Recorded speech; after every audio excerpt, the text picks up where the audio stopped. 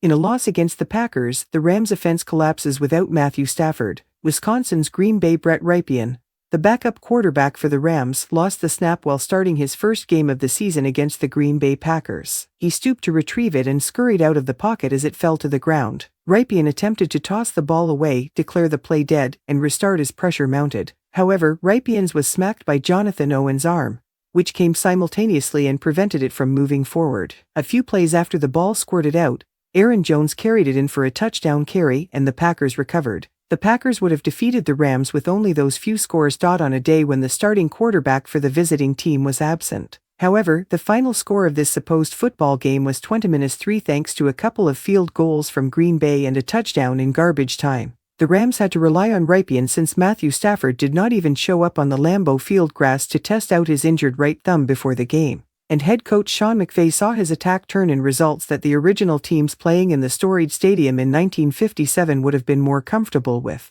187 yards overall offensively, 130 of which were gained through the air on 13 of 28 passes completed by Rypien. Only 10 initial downs, a third down success percentage of 36%. I'm truly not sure what to think at this point.